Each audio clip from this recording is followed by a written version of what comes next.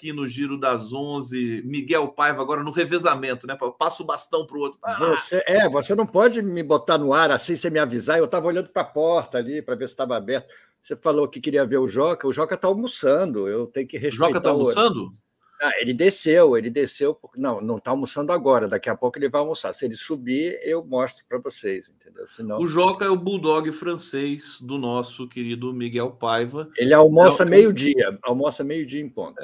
É um lord, né? É um cão absolutamente treinado, né? Bem de esquerda, educado. Né? Ele é de esquerda, né? De esquerda, claro, é de esquerda, é negro. Negro, né? Exatamente. Você não presta, Miguel Paiva. Seja bem-vindo, Miguel Paiva, aqui ao Giro das 11. Vamos para esse segundo bloco maravilhoso. Miguel, faz um balanço aí. A gente está com tanta coisa. Tem delação do Mauro Cid, tem ali essa situação do STF, né? Que eles estão votando ali. Eu estou acompanhando aqui. Está acompanhando, eu estou acompanhando também. Brasil eletrizante. Muito. Volta aquele tempo em que eu acompanhava a CPI da Covid como se fosse uma novela diária, né? Eu todo dia, lembra, a gente fazia programa e comentava sobre isso, e eu estava acompanhando. Agora está todo mundo votando, Barroso acabou de votar aqui pela condenação em 5 crimes, que é o voto do relator. É engraçada a atitude do Cássio Nunes, Nunes Marques, Cássio com K, Nunes Marques, o nome dele. Como é que ele vai aguentar esse tempo todo? Ele vai ficar até 1947, até 2047. Como é que ele vai aguentar esse período todo, sendo talvez o único, porque o André Barroso está com... O André Mendonça está com um voto assim, um pouco mais comedido, digamos assim, entendeu? Eu não vi o que o André Mendonça votou aqui. O André Mendonça condenou a 7 anos e 11 meses, ou seja, 8 anos. Ele diminuiu aí as penas em relação ao patrimônio, etc., e ele não considerou os 2 crimes, a ameaça ao Estado de Direito e golpe de Estado. Ele acha que uma coisa está ligada à outra, seria um crime só. Eu acho que é absolutamente discutível, quer dizer, e discutir isso com Alexandre de Moraes é um pouco perda de tempo, porque Alexandre de Moraes, além de ser uma pessoa esclarecida, ele sabe tudo sobre lei, né? Então, se ele votou isso, é porque realmente ele cabe a ameaça ao Estado de Direito e a tentativa de golpe de Estado. É óbvio que cabe, entendeu? Então, é por isso que a pena dele foi um pouco menor, mas ele condenou. E o Gilmar Mendes bateu boca com ele, e o Alexandre de Moraes pediu que ele se desculpasse, te retirasse uma acusação. Agora há pouco, né? Foi um certo, um elegante bate-boca, digamos assim. A gente estava até com saudade de uns bate-bocas bons ali do STF, né? Que diverte a patuleia aqui. A gente merece também um pouquinho dessa tensão descontraída. O que eu percebo é que o Nunes Marques está sendo colocado literalmente para escanteio, entendeu? O voto dele vai ser sempre considerado um voto... voto marginal. Marginal, exatamente. O André Mendonça ainda pode... Agora, Miguel, dada a psicologia do STF, aliás, o STF está fazendo um trabalho, né, que a gente está apreciando, os setores democráticos, mas eu gostaria de não esquecer que o STF foi responsável também pela derrocada da democracia no Brasil, né? As pessoas costumam esquecer isso. Eu acho que o STF pode... Inclusive, os votos do Toffoli, os últimos, né? As decisões que ele deu com relação à leniência da Odebrecht. E tem mais uma outra coisa que foi a decisão dele. Eles representam não são um pedido de desculpa concreto, mas o tom do voto é um pedido de desculpa do STF. Você chegou a ver? Cheguei a ver e concordo, eu acho que é isso mesmo. Ainda tem muitas coisas nesse país, que é um país assolado pelo psicologismo, por tudo mais. A gente precisa entender, às vezes, por que certas instituições fazem certas coisas. Não dá para você explicar só à luz da política ou à luz da lógica, entendeu? A gente precisa entender Por que o STF se comportou desse jeito, junto com toda a elite brasileira? É estranho. Precisa se analisar o que tem aí de preconceito, o que tem aí de perseguição ao Lula, o que tem de não aceitar um ex-metalúrgico como presidente da República. Enfim, tem toda uma série de defeitos da elite brasileira que precisam vir à tona para que a gente entenda exatamente qual foi e por que o STF se comportou desse jeito. Porque ele, no mínimo, eu não quero que o STF seja progressista, nem seja de esquerda, eu quero que o STF cumpra o seu papel, que é proteger a Constituição. Entendeu? Então, ainda vamos saber um dia o que aconteceu. Mas tem tanta coisa para a gente saber que esse primeiro mandato do Lula, e eu espero que haja um segundo, esse primeiro mandato do Lula vai demorar, vai gastar o tempo todo tentando descobrir o que houve. Entendeu? Ô, Miguel, o pessoal está aqui pedindo para ver essa tensão do STF agora há pouco, e eu busquei o vídeo. Vamos assistir junto isso aqui? Vamos. Para ver o que rolou de fato lá? A excelência entrou. Nesse caso, as investigações demonstram claramente o porquê houve essa facilidade.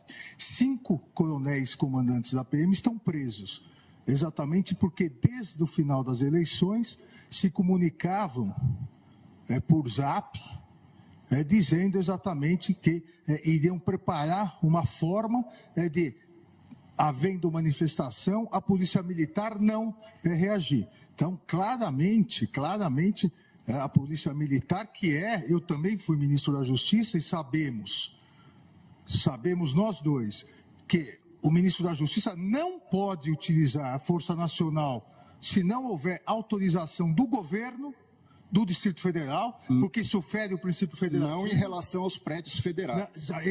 Não em relação à Praça dos Três Poderes. Mas em relação às edificações federais, ele pode e deve com conter. todo respeito, Vossa Excelência, querer falar que a culpa do 8 de janeiro foi do ministro da Justiça... Vossa Excelência que está dizendo isso. É um absurdo. Vossa Excelência que está dizendo isso. 5 comandantes estão presos... Muito embora eu queria e o Brasil quer ver esses vídeos do Ministério da Justiça. O ex-ministro da Justiça, que sucedeu Vossa Excelência, fugiu para os Estados Unidos, Eu sou advogado de ninguém e jogou o celular dele no lixo. Eu não sou advogado de preso.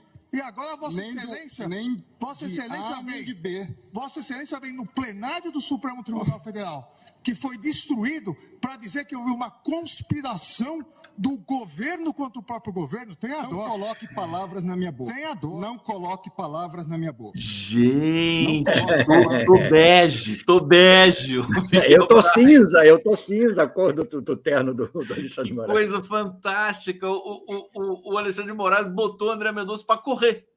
E esse aí foi porque teve o do Gilmar Mendes. Gilmar Mendes bateu boca, aqueles lábios dele lá, ele bateu bastante contra o André Mendonça também, entendeu? Não pode. O André Mendonça fica com esse jeitinho dele evangélico, terrivelmente evangélico, fica com esse jeitinho de passar. Não passa. Em cima do o Alexandre de Moraes está, desculpe, termo usado, inclusive quase usado pelo Alexandre de Moraes, puto da vida com essa história. Entendeu? É termo técnico, né? Termo técnico. Agora é termo técnico, porque já foi usado até no Supremo. Porque não dá para você passar pano em cima dessa história, gente, com esses vídeos todos.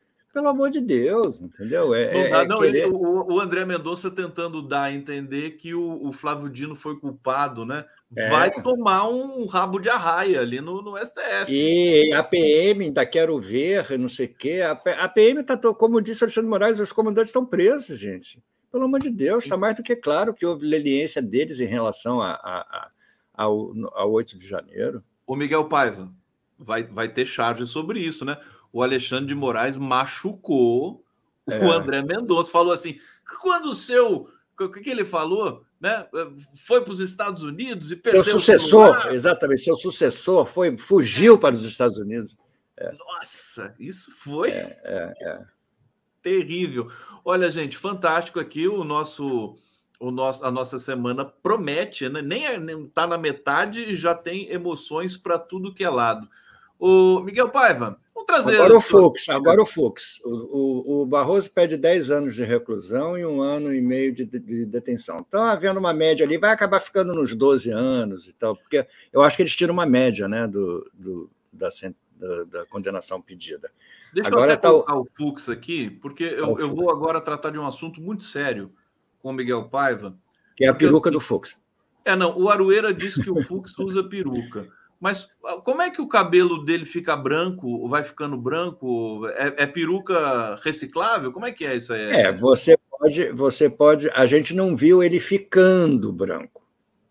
A gente viu ele já branco. Já branco. Não, mas antes era mais escurinho o cabelo dele. Era mais escuro, agora ficou branco. Quer dizer, a peruca dele, apesar de deve ser uma peruca cara, bem feita e tudo, tem cara de peruca, não há dúvida, entendeu? Mas ela ficou muito branca agora. Vamos tomar cuidado aqui, porque o Fux não gosta, né? Ele não gosta. Já, inclusive, processou o Arueira. Eu não estou dizendo que o Fux usa peruca. Eu estou dizendo que parece uma debatendo. Debatendo. E olha, tem um dado, talvez, quem sabe um dia a Polícia Federal possa investigar isso aqui, que o sujeito que usa peruca ele tem que ser discreto, né? Mas o topete do Fux é muito escandaloso, né? Quer dizer, é uma juba. É uma juba. Tem certas pessoas, quer dizer, eu sempre tive cabelo, ainda bem, mas o meu cabelo começa a rarear. Tanto é que eu corto ele, cortei ontem, entendeu? Eu corto com mais frequência. Você tinha um cabelo desse aqui, né? Do eu tinha um cabelo grande, exatamente, mas o cabelo, com o passar do tempo, vai rareando. Por exemplo, o Ziraldo era um que tinha uma cabeleira maravilhosa, entendeu? O cabelo dele foi diminuindo. Todo mundo vai perdendo um pouco a cabeleira, menos o Fux. Ou ele usa um produto muito bom para o cabelo, entendeu?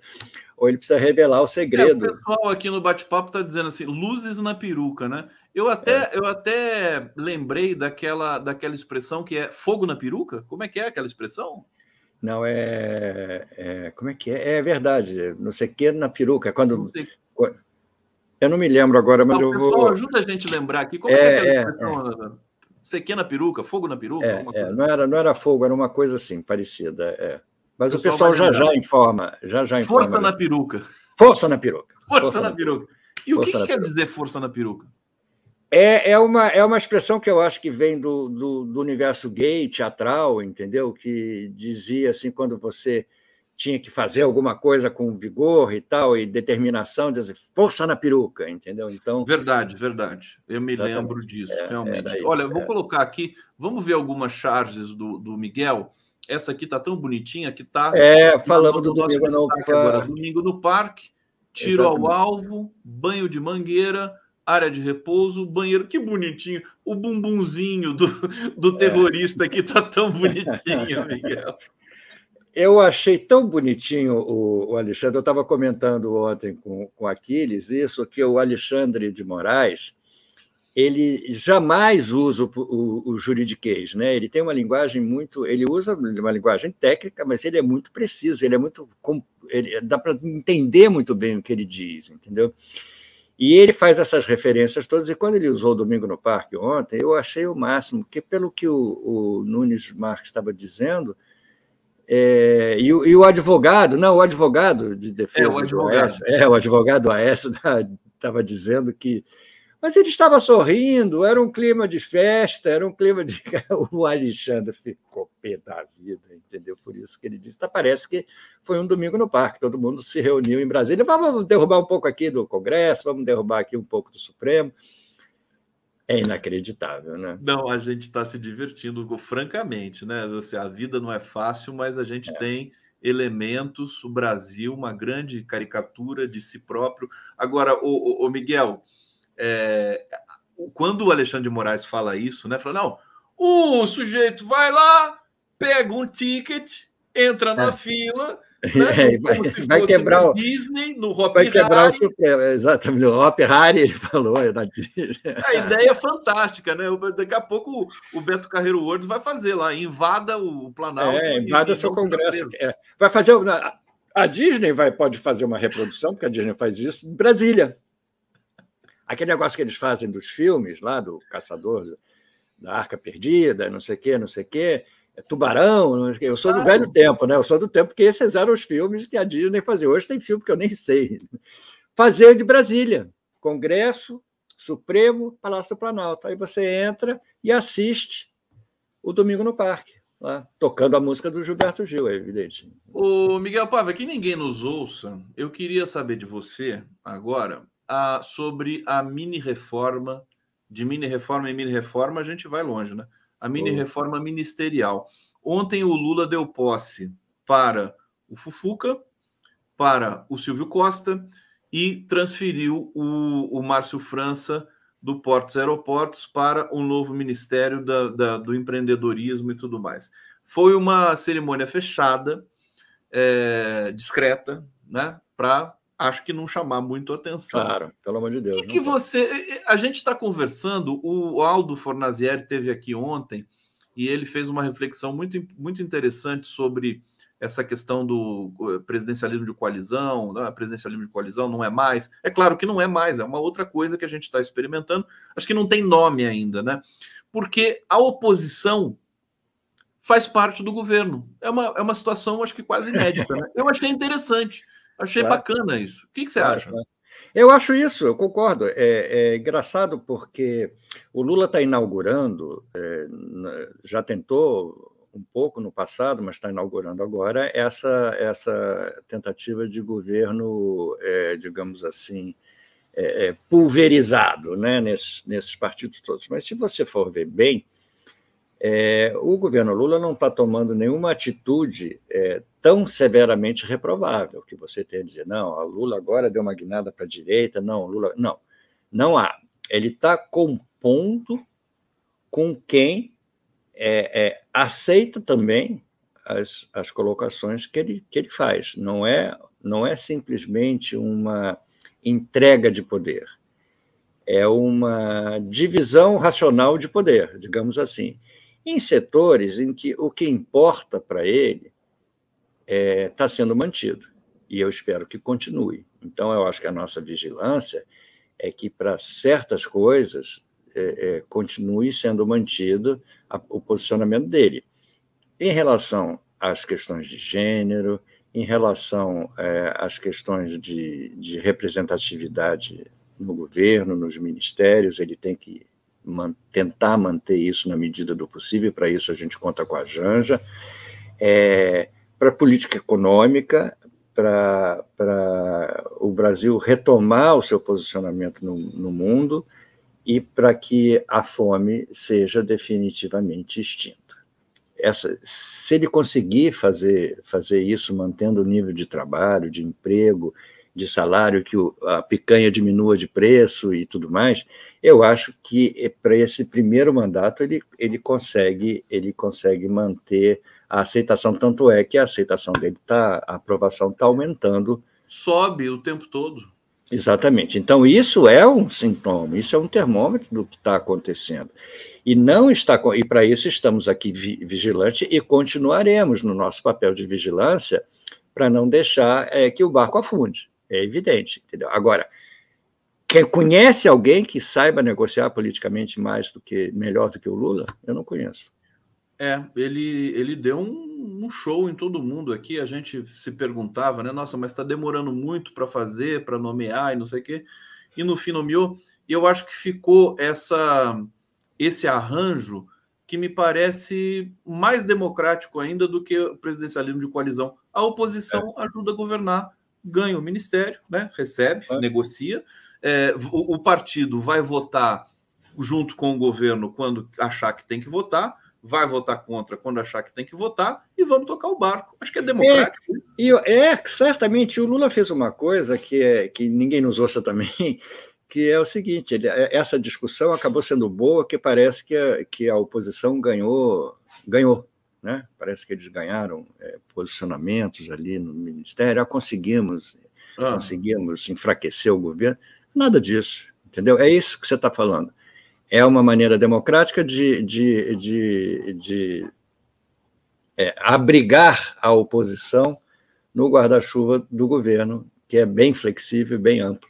Eu acho que tem um trator conceitual chegando aí, que vai demorar um tempo para a gente digerir ainda, mas é um formato novo de governança que é oposição também tem responsabilidade. Pode fazer oposição, mas você vai tomar conta aqui desse ministério e a gente vai tocar democraticamente, justamente para pulverizar essa polarização burra. Claro, e expõe a oposição. Expõe a oposição. A oposição também fica. Exatamente, lógico, entendeu? Para tirar a posição daquela posição cômoda, né, de ficar só sentado no gabinete criticando. Só jogando pedra. Jogando pedra, exatamente. Meu querido Miguel Paiva, aqui no Giro das 11. Deixa eu ver aqui para onde que eu vou. Vou para o bate-papo.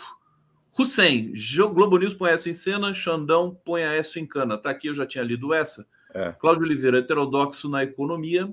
A gente estava brincando aqui, né? Liberal nos costumes, economia, aquela coisa toda.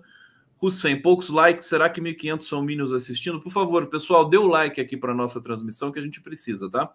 E também contribuições aqui para o Pix do 247, para a TVT e também o Superchat, essa modalidade de contribuição aqui democrática e que privilegia o debate público. Hussein Brasil, lembrem que Felipe é do White Power. O Felipe que tá sendo processado, que o Mauro Cid está... Que o Mauro Cid vai delatar, né? Vai delatar, exatamente. Aqui, lembremos todos, o Hussein, a GLO seria em 12 de dezembro, tinha bujões de gás na rua para serem explodidos e fogo em ônibus, o ACE não aderiu. O ACE. O que é ACE? O que é ACE? Mais militares golpistas precisam ser punidos. Bom, daqui a pouco a gente descobre o que é ACE. Alguém vai nos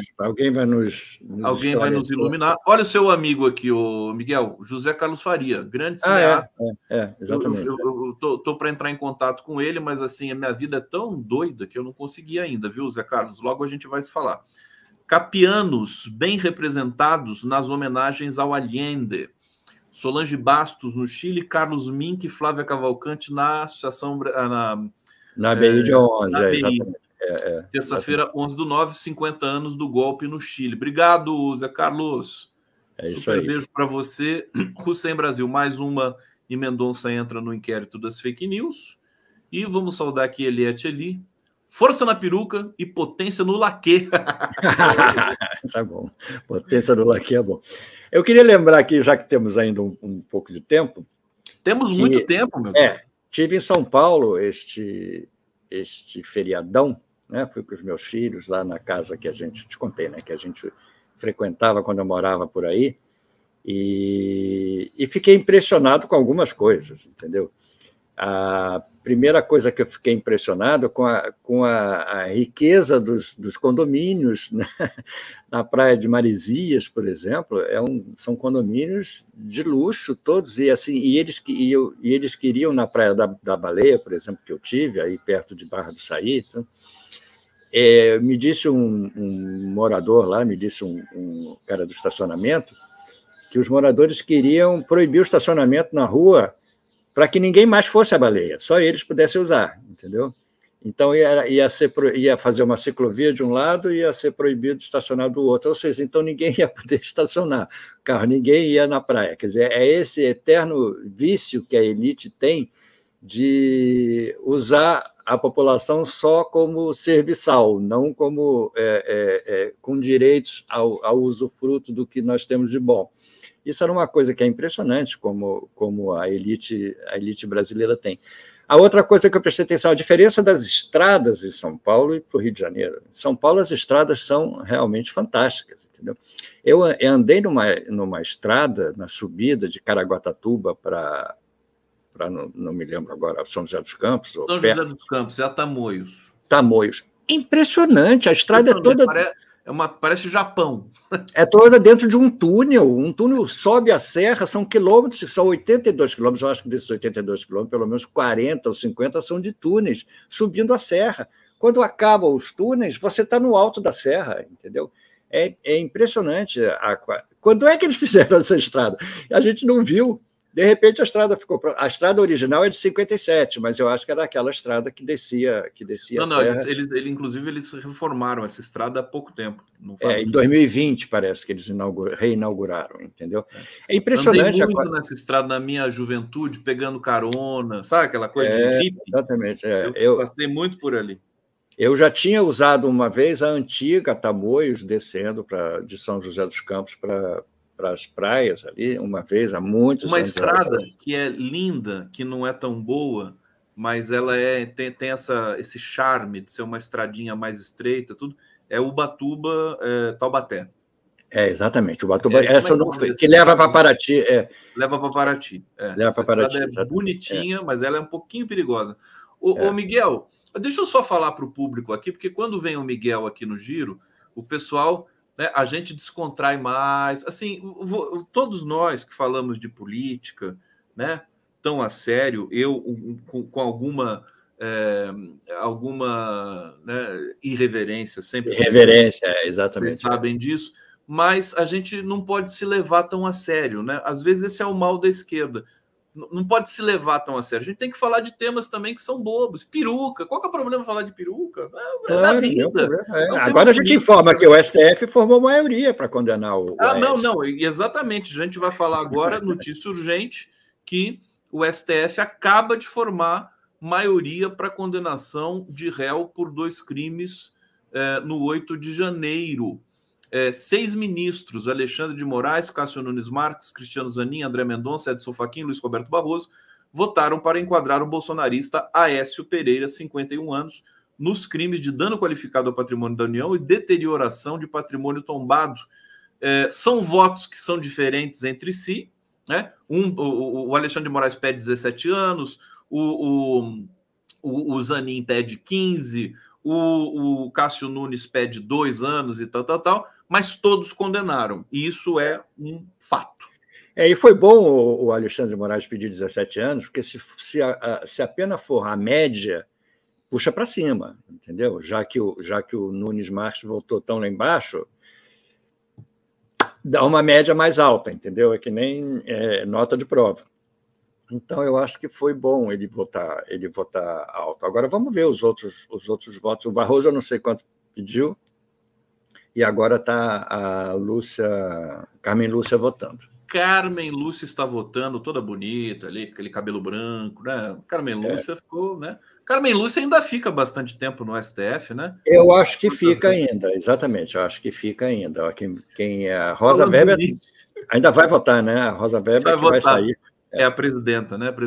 Eu vi a Carmen Lúcia agora, não sei porquê, eu lembrei do Chico Anísio e do Vampiro Brasileiro. Lembra do Vampiro Brasileiro? Parece. Não. Mas ontem eu estava conversando com o Roberto Tardelli, que é um grande advogado, né?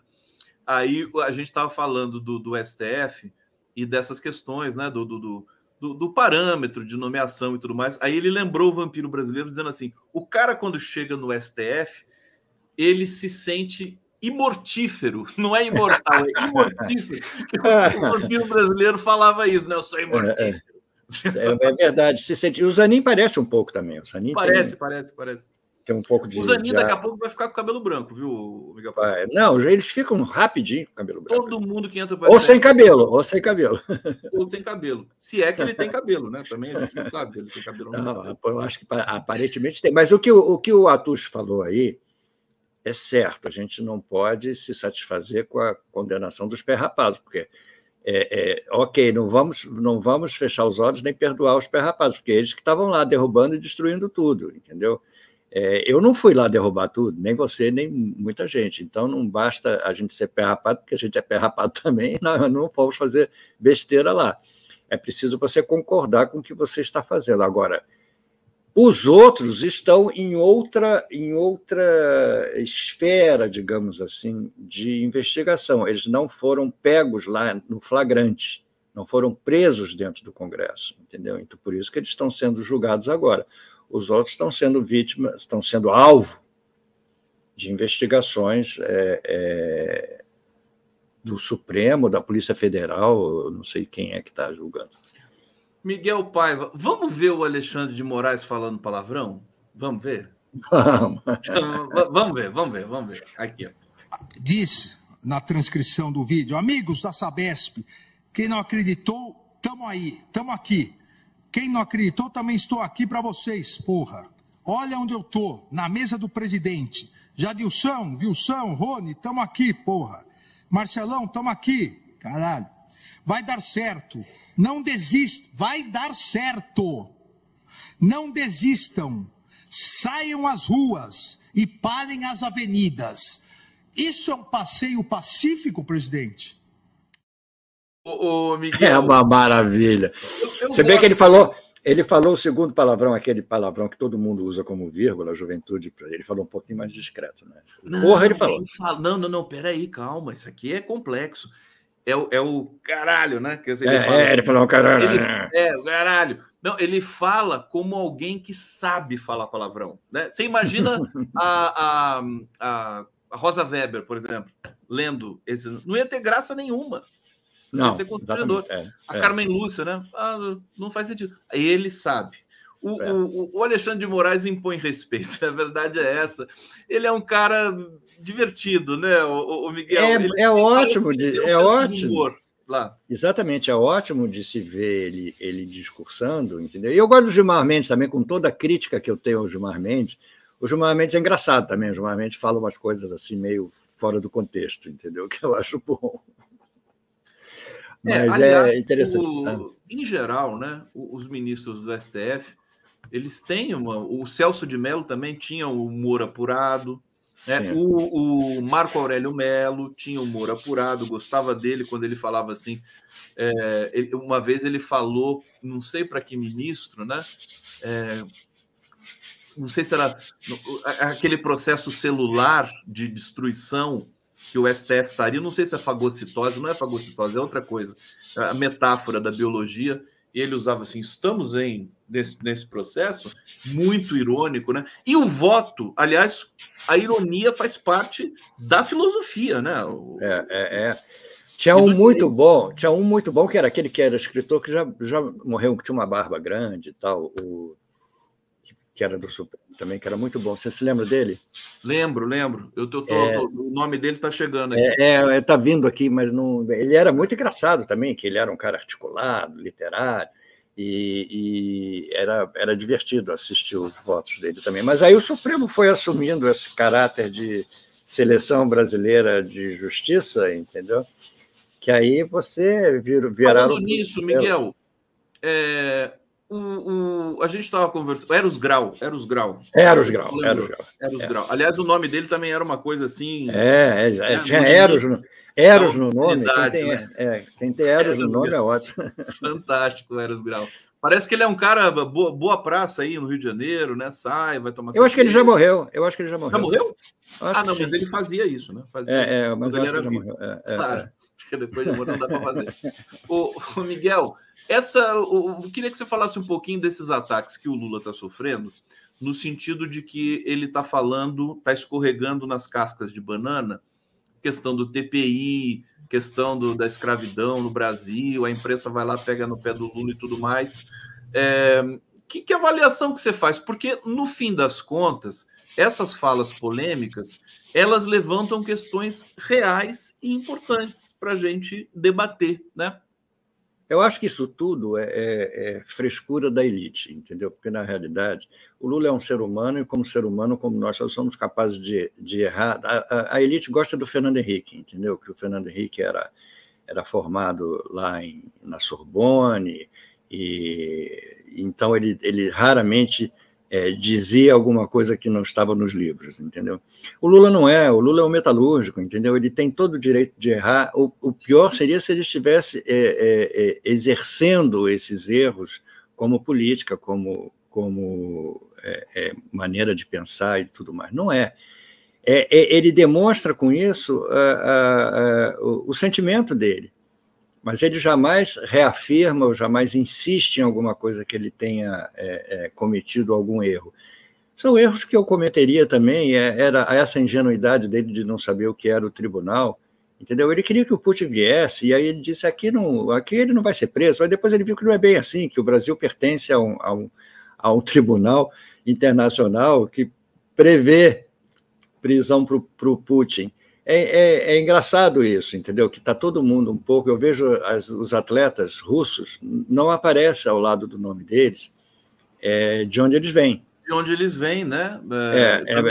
O Medvedev, que foi o Medvedev, a Sabalenka, que é uma jogadora... Não, é bielorrussa, Sabalenka é bielorrussa. Bielorrussa, mas não aparece também, não. Entendeu? Nem Rússia, nem Bielorrússia, nem nada. Mas a Ucrânia aparece. Aliás, ontem uma ucraniana jogou com a Bia Haddad Maia e perdeu. Então, aliás, uma jogadora muito boa, muito competente. Eu não me lembro o nome dela agora. Eu acho que não é a Ciantec, não é. Não, eu não me lembro o nome daquele. É uma ucraniana fantástica, realmente. Jogou muito. Você viu também que o Zelensky, a popularidade dele está despencando na Ucrânia, ele está sendo associado à corrupção também, que nem os militares aqui no Brasil. Tá feio. Não há dúvida, gente, se deixar passar um pouco mais de tempo, vai virar à tona. Eu nunca confiei no Zelensky, do mesmo jeito que eu não confiei no Moro, no Trump, nessa gente toda. Você olha para eles assim, não, vê a história deles, não tem motivo para esse cara ser um cara legal. Aí quando eu vejo seus amigos de Hollywood, Harrison Ford, né? Que você foi amigo do... foi conheci. Brad Pitt, né? Não, Brad Pitt não. O Leonardo DiCaprio, né? Dizendo assim, não, Zelensky é uma grande liderança e tudo mais. Dá uma peninha deles, né? Eles não sabem nada, eles são quase que ignorantes nesse aspecto, entendeu? Então eles estão muito preocupados em gastar a fortuna deles, estão certo, né? O Leonardo DiCaprio até foi útil contra o Bolsonaro e tudo mais, andou dando opiniões sim. Aí. Então, tudo bem, deixa ele lá, ele está cumprindo o papel dele de ser um astro ignorante. Ô, Miguel Paiva, vamos aqui para a última charge tua, a segunda e última, deixa eu colocar aqui. Eu fiquei impressionado com essa história desse brasileiro. Eu fiquei muito da prisão dos Estados Unidos e você trouxe aqui à tona. Ele tem um rosto, e você fez uma caricatura aqui muito próxima, né? Ele muda muito o rosto dele. Ele tem uma capacidade, como todo bandido profissional fugitivo, ele tem uma capacidade de mudar a face dele. Uma hora ele está de cabelo comprido, uma hora ele está de barba, outra hora ele está de capuz. Não dá para você realmente persegui-lo pela identificação do rosto dele. Ele é muito difícil de identificar. Agora, eu fiquei sabendo ontem que ele tem 1,5 metro, o que facilita muito ele se esconder. Agora, eu não sabia ali que 1,5 metro era suficiente para ele subir aquela torre, entendeu? Talvez tenha sido específico para ele, né? Porque tem que ter o tamanho certinho ali, né? Ou então ele... Você já subiu parede daquele jeito, Miguel? Já, na minha infância já. Peraí, só um instantinho que você está te incomodando? Não, é que a gente já está terminando também, então a gente está... Tem uma pessoa aqui lixando aqui a lixando. Deixa eu trazer já o Marcelo Alves. Grande Marcelo. Marcelo, você e Miguel Paiva, essa dupla do barulho aí. Como é que você está? Você trouxe o Marcelo de surpresa também. Você viu que ele estava olhando para cima? Não, eu estava olhando a minha tela ali, que eu tenho uma outra tela. Eu estou olhando atrasadamente para poder comentar com vocês o pronunciamento do André Mendonça. O julgamento já está lá na frente, mas o André Mendonça veio com uma tese meio bolsonarista de que houve facilitação do governo para que houvesse a invasão do Palácio do Planalto. Exatamente, e o Alexandre de Moraes ficou... Exatamente. Houve um choque com o Alexandre de Moraes. Marcelo, Miguel, vou liberar você, meu querido, para você poder fazer suas... Se ele quiser continuar no papo, a gente pode... Não, eu preciso ir. Eu tô na minha hora aqui, eu tenho... preciso ir. Deixe-me ir, preciso andar por aí, a procurar. Vim para não chorar. Se alguém me perguntar, diga que eu só vou voltar depois que eu me encontrar. Aí. Maravilha. Maravilha. Beijo, Miguelito. Beijo para todos. Tchau, Marcelo. Tchau, Conde. Tchau, Miguel. Prazer revê-lo.